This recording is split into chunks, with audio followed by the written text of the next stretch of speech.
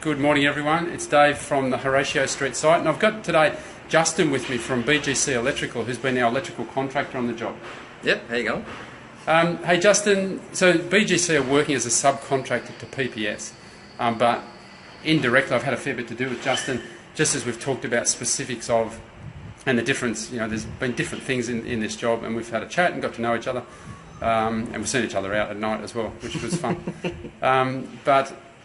So we're getting to the end of the job, and so you've got several guys here today fitting off. Yeah, a few guys. Yeah, doing the push to finish it off towards the end. There's in any job like this, there's a preparation, and then when painters are finished, for example, and tilers are finished, then the electricians come through, the plumbers come through and fit off all their, switches, lights, or etc. Plumbers come in and put toilets and taps in and all that sort of thing. So there's a big push at the end, but progress happens, very quickly when we're at that stage. So I was going to ask Justin, in terms of a project, this 11 townhouses, is it pretty much similar to other jobs that you normally do? Yeah, but like I was saying before, the layout on these ones on a site like this, generally they use a standard layout, and these ones we had 3 different types plus the one unit which was changed for the owner. Yeah, I think unit 7. Yeah.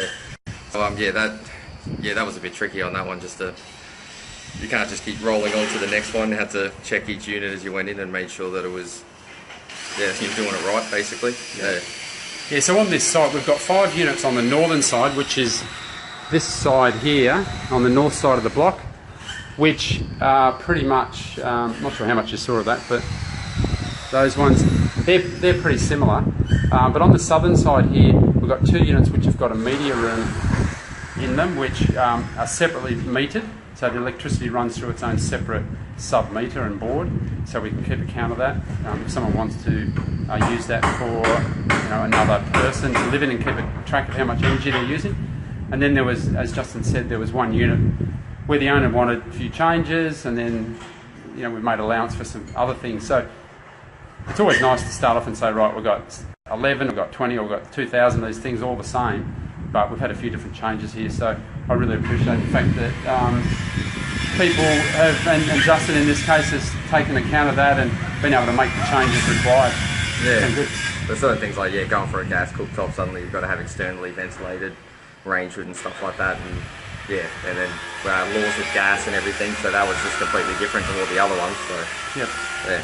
And then at the front of the site, as you walk in the site, we've got the meter boards for each unit. There's a console within the brick fence. There is a meter board, and then all the units get pulled back to that point, so the mains can be switched off at that point. Is that correct? Yeah. So we have a central metering point for the entire site at the front in the block wall at the front there, and that's all main switches and meters for the whole job. And then every unit's got its own sub-board, and then like you said, Unit 1 and 11 have a external board with their own private meter as well. Yep. So look, I just wanted to take the chance of grabbing Justin when I could. We're here having a chat this morning.